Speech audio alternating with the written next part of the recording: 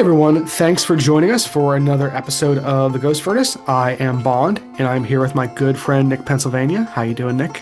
I'm doing so much better than I was doing yesterday because I was sick and I was on the Oh, couch by like 8 in the evening yesterday. It was ooh. not a good scene, but I am doing so much better and I'm very glad about that. How about yourself? Yeah, I am knock on wood. I have not gotten sick yet this year. Famous last words. I've been pounding tea and airborne and water to try and stave off all of those nasties. But I'm feeling great today. We had our first real snow just a few days ago here in Pennsylvania. A lot of folks, at least on the western side of the state, got like what we would consider like a real snowfall. Well, in fairness, the folks in Erie, Bradford, Warren, and Right, McCain have had quite right. a bit of already. So, Mm-hmm.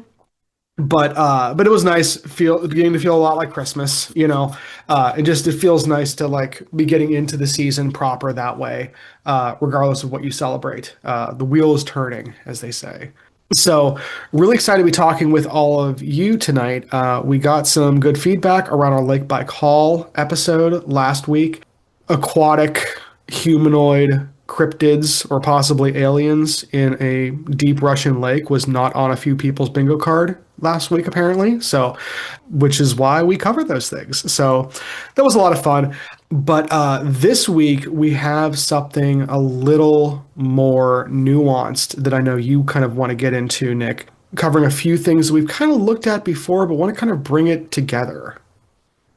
well, bring it together, I hope. Now, I'm Right. trying to create a coherent thing around this. I've been thinking about a few things, and I was pulling back to a book I've referenced quite a few times. But before I get to that book, I was thinking about we've brought up that in the Pittsburgh area, there were a couple very recently on the news. We saw the images of it. It wasn't just the media also distributing in folklore Hmm.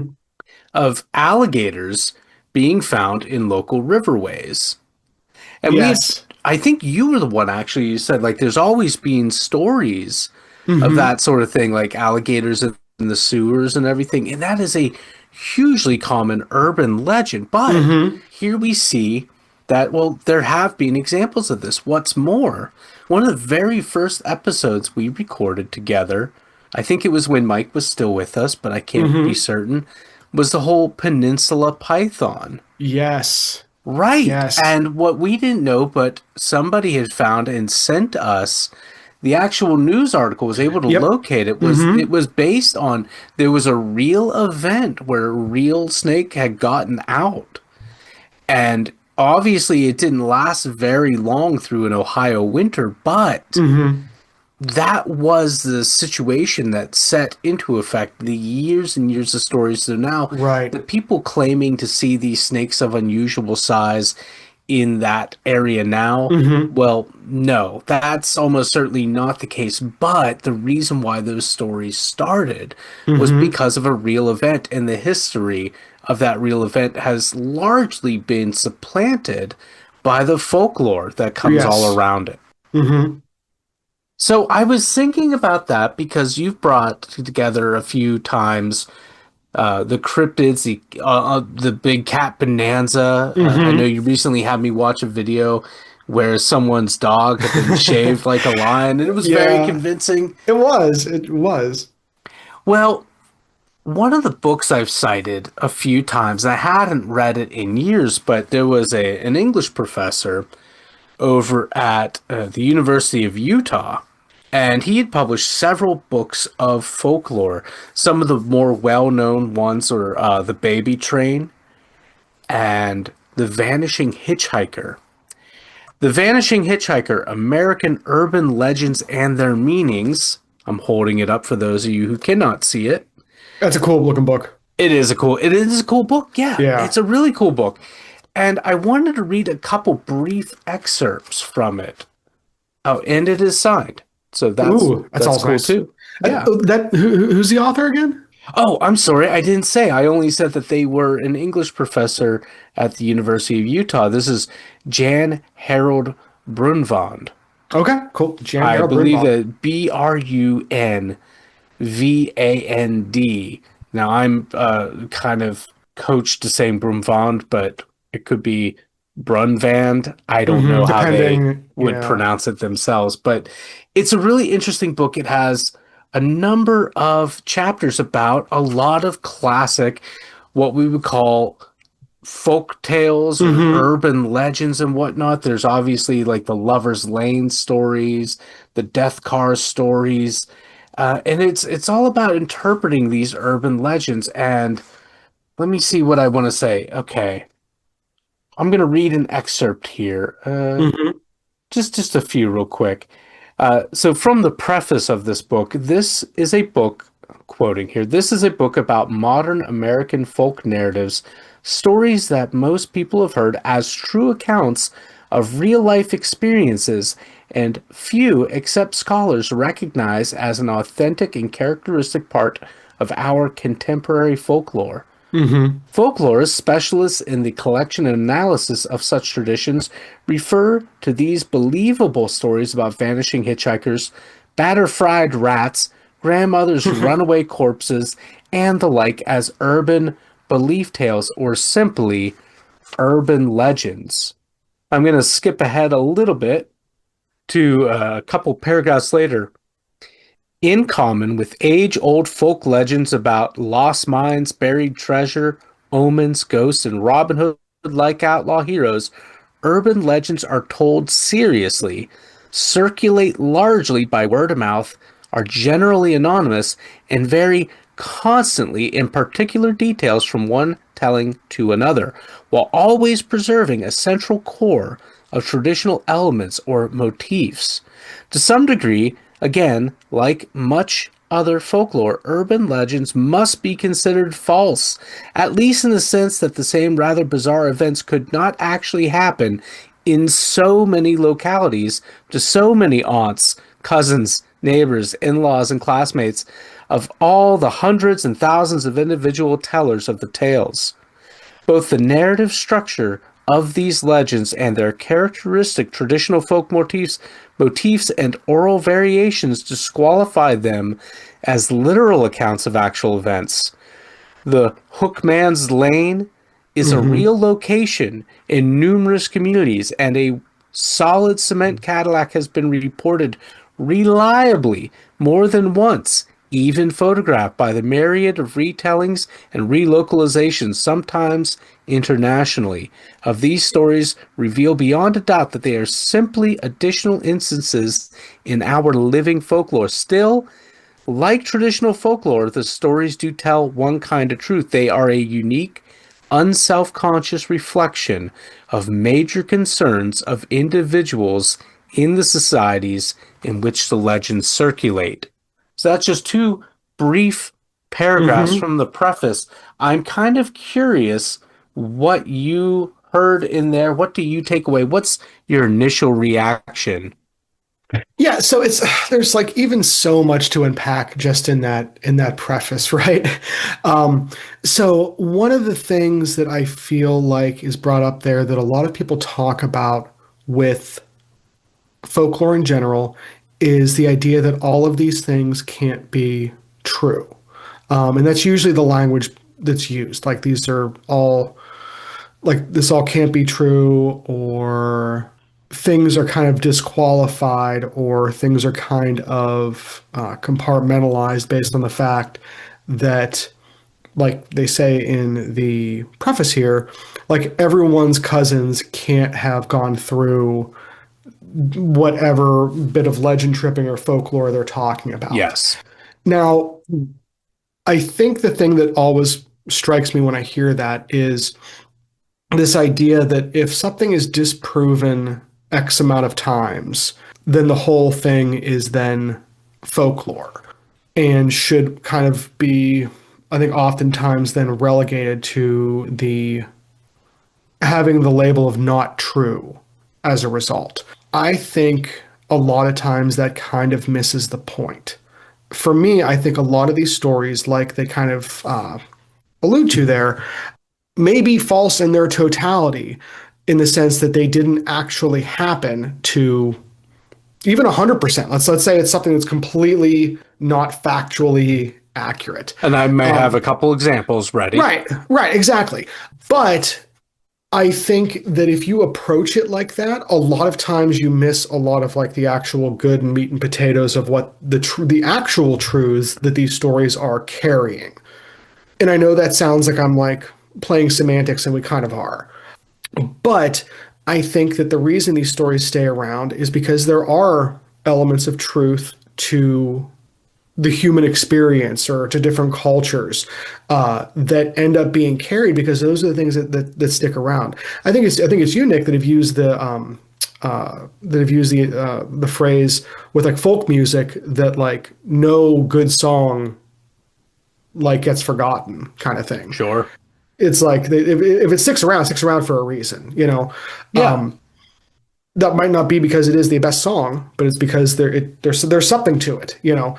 When it becomes some of those folk songs become adaptable and become reimagined, reinvigorated in different time periods, they essentially mean one thing and then one thing at a different time. That's Yes, they are adaptable. yes, I completely agree, and that's why I think it is much more useful to when looking at these folkloric stories once you kind of realize that's the realm that you're in with a story, and like this isn't maybe an account, but a story, I think it is much more interesting and probably more fruitful to look at these stories as examples of, let's say, like archetypes in like the Jungian sense. Now, granted, it's not like each one of these stories directly correlates to an archetype, but it's that same idea that there are these kind of truths that exist in humanity that pop up all over the place. We talk about the like the crybaby bridges, for example, those stories. It's not that everyone heard that story from like one instance of truth and then it got passed down. It's that, hey, if you have a society that's out in the hinterlands where different classes start moving in and everything, and as expansion happens, you're going to have an expanding wilderness, and with an expanding wilderness you're going to have janky roads no matter where you are or what time you are taking place in, and there's naturally going to be accidents, and that is how we as a people, as all people, kind of remember those stories, like no matter no matter if they're true or not. And it, in some way, shape, or form, the utility of it is probably to remind people that, hey, don't go speeding down country lanes at night. That might be the utility of that. Okay, so you went to a very serious place there. You went I deep and did. I'm serious. sorry. No, no, no, no, no, no. All is forgiven because I have some really stupid and superfluous and things that are not deep that I'm going to bring in. Put away my Carl Jung book right now. Yeah, Okay, yeah, here we yeah, go. yeah. Okay. Future of an illusion and all that. Yeah. No, I'm going to bring it back to the alligators in a little bit, and I'm going to come back to this book in a moment Hmm. as well. But as we were, as I read that, there's just two paragraphs from the preface to the book, and as you were talking, I wrote down three contemporary examples. Hmm. Let me shake the paper there so you know. It's really happening. And I'm gonna see if you had heard these stories, and I can Okay. tell you for a fact that I have heard each and every one of them, Okay. and I have met multiple people who claim that this happened at their school, Hmm. and or that they work with somebody who had to deal with it. All right, you ready Hmm. for this? You ready for this? You're right. Okay. The oldest one that I can think of goes back to when I was a teacher at a high school, and several teachers were telling me that this happened at the district across the river from us. Hmm. And I heard this story repeated by my wife, who says someone she worked with came in and they were trying to get phones. She worked at a phone place back then. They were trying to get phones in these names. Hmm. And I have heard, oh, I have heard this as well in the years since. And there is a truth, but it's not a nice one. It's not something that's Hmm. trying to warn us of something. Okay, let me ask you this. Have you ever heard the story of Lamangelo and Orangelo? I don't believe so. All right. No, Okay. this is So, new to me. Okay. all right. So there was a story that got around that there were two youths that they were being enrolled in school, and their names were Lamangelo and Orangelo. And Okay. I'm gonna write these down for you, and you tell me what you see. Lemon And what do jello. you read? Okay. I read Yeah, lemon jello and orange jello. Okay. right. That was the story. The other Okay. variation of the story was this. What is this name? LA? I read it as LA. It's Ladasha. Oh gosh. Now, Okay. here's the deal. I heard these stories so many times, and they supposedly occurred in so many places. Originally, again, the first time Mm-hmm. I heard it with the Lamangelo Orangelo, it was a school across the street, across the river rather, which was another district. There was, as a social worker, I heard people make these claims. I have yet Hmm. to find any real instance where that happened, where Right. there were young children whose names were Mm-hmm. spelled out lemon jello and orange jello, or le hyphen and so this is clearly just so what is this? Clearly, from what how I interpret Mm-hmm. it is this is a lot of people that look at a lot of unique names typically associated with Black people in the North America, and they're kind of saying, well, how ridiculous is that? And these is an urban legend that's trying to poke fun at the extreme of that, and it's Mm-hmm. kind of prejudicial. And by kind of I mean it is. Is. So can I give you my hot take on that? Right ahead. So I think people use stories like this as a way to initiate conversations with new people in their workplaces or in their cultures in order to gauge how they're going to react. I think that is the purpose of something like this. Maybe that sounds really intentional, and I think more people Yeah, just kind of heard this story and wanted to. mhm. Oh, sorry, you muted there, Nick. No, no, I think a Okay. lot of people. I don't think it was ever that intentional with the Hmm. vast majority of people. Hmm. I don't think there were a lot of people that are going, "Oh, there's a new person. Let me try this litmus." No, I'm not saying, yeah, no, I'm not saying that it's necessarily that malicious, but I think that is the role stories like this play. On a lesser level, I think people do this in the workplace just throughout kind of like mundane icebreaker conversations, just to kind of like gauge how people think about leadership at the job you're at, or gauge how people think about clients, like at workplaces, because again, you have folklore workplaces. You have, again, stories like this about, like, crazy clients, quote unquote, or something like that, that in some cases may have never actually happened, but are kind of like industry tropes that or it's kind of like a cultural bonding, I guess, that kind of happens. And again, I'm not saying people are necessarily like pulling these out of a book or anything, but I think that is where some of these conversations like fit in from a relationship building standpoint. Yeah, I don't know. I don't think it's anything more than it's a joke, and some people It think might it's be. real and go with it. That's possible too. Yeah. So here's another one. Hmm. Now, this one is the more recent one because I'm going to come back to the middle ground one. Hmm. This one I still hear. In fact, I heard a friend of ours swear by it and insist that it was happening at the school that their kids go to. And it definitely hasn't because it would be much bigger news. One, and I have heard this supposedly happen at so many schools. I've heard nationally syndicated radio programs claim it's happening at this school or that different Hmm. districts are instituting this policy. And this is the a youth at a school is insisting on being referred to as a cat, and they are having to install litter box. Oh my God. Have you heard this? People are so stupid. People are so dumb. Have you If heard it I've though, heard it, Brendan? yeah, no, I've heard it, and You have heard it. it's Okay, so check like one. it's, yeah, it's so offensive. Ugh, Well, because yeah. again, we could see like, well, this is a story again. It's trying to undermine a lot of Right. people. That, and again, Yeah. I'm not like the most ardent supporter or denialer. I'm more like, you know what? Just my quick stance. Some people are out there and they're experimenting, and that's Yeah. fine too. Cool. Some people are totally over here, and Mm-hmm. that's fine. And some people are, some people are a little confused. They're trying on different hats, and there should be a space Yeah. for that. Right.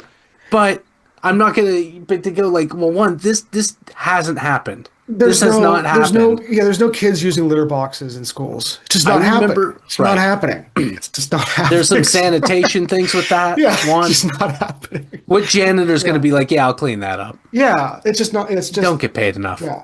Like people not thinking two steps beyond what's exactly in Right. front of them. Yeah. Now, I have heard this story referred to with regard to the furry convention that happens in Pittsburgh. I've heard some hoteliers insist Hmm. that it's so.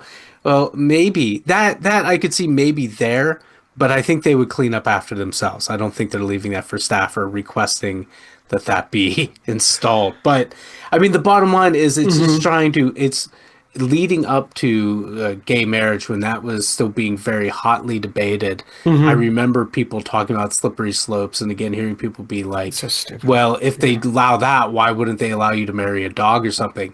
And I remember getting pissed and be like, there's already some tart that married the Eiffel Tower. So Right. like, why are buildings getting married before people are? Yeah. But whatever. Well, it's annoying too because like, again, it's people like that again. That's kind of what I was talking about earlier with the lemon jello, orange jello kind of stuff.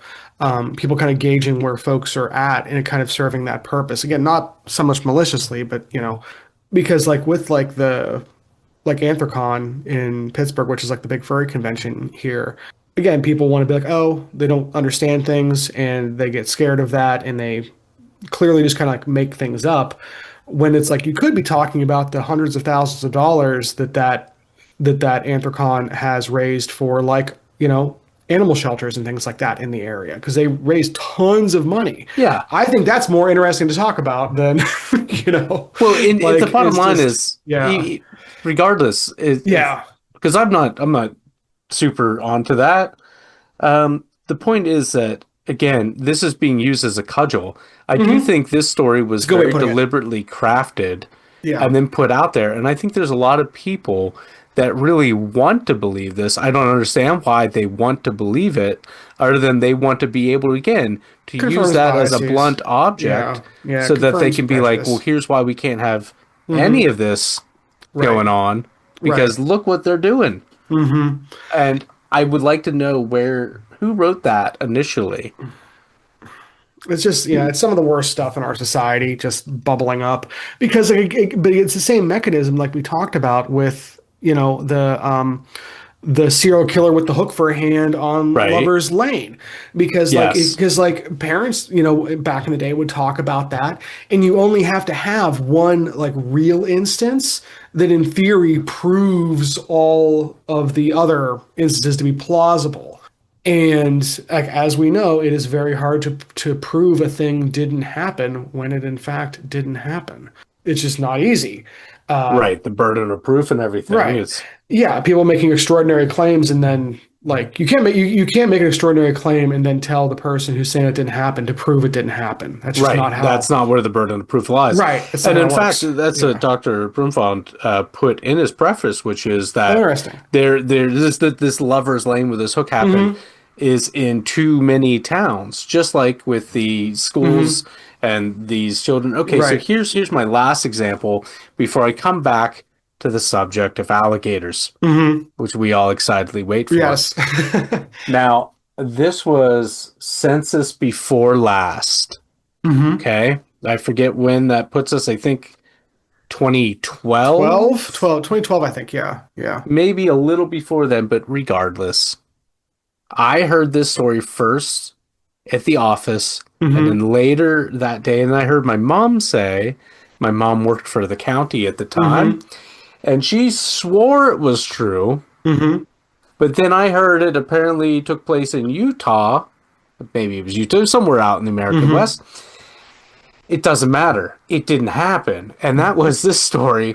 where a there was a census worker Mm-hmm. going door to door, Mm-hmm. and this was around St. Patrick's Day.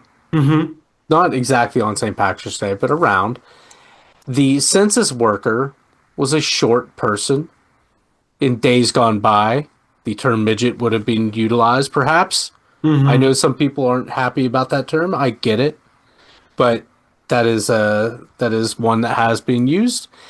And the person that answered the door was a person with some intellectual limitations who Mm-hmm. became convinced that this short person was a leprechaun because of all the iconographies about St. Oh, Patrick's Day. Jesus. He captures said leprechaun census worker and traps him in a closet in the house and calls 911 saying, I've caught a leprechaun. God.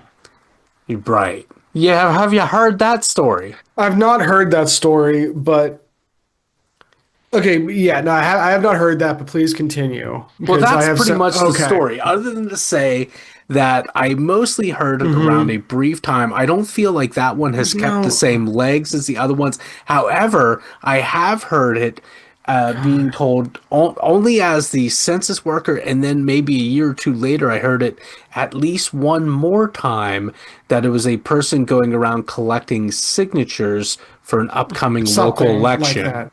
And it's just like that.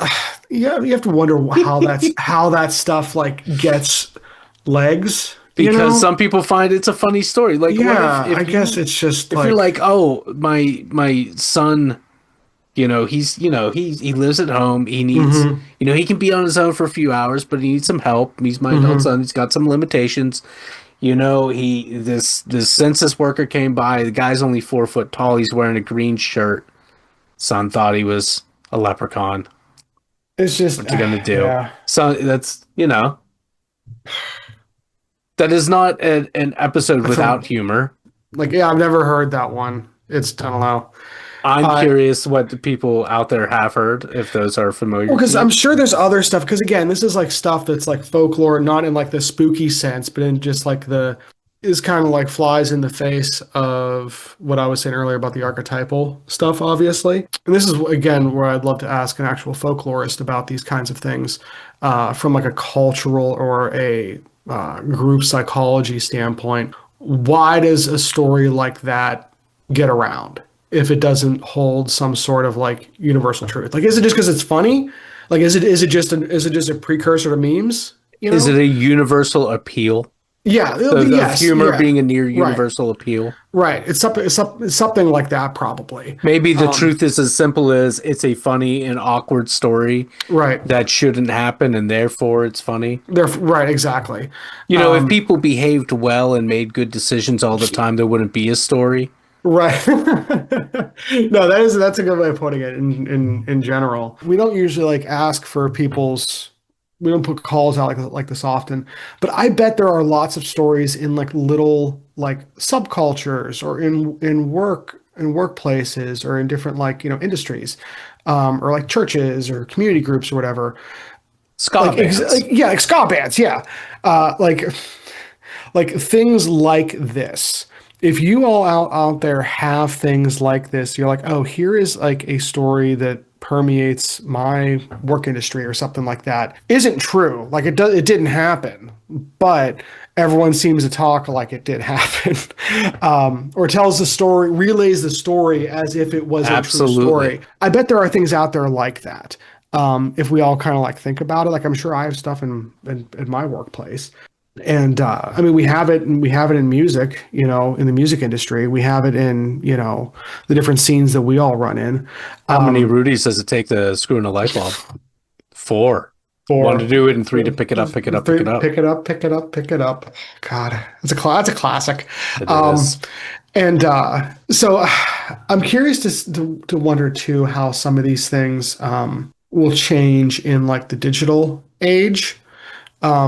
Because whenever you mention the census worker thing, and again, not to get on like a soapbox or anything too quick, but you mentioned like the census worker thing, and that sounds like it might just be a joke, but it also sounds kind of like a meme, and it sounds like viral videos that you see nowadays.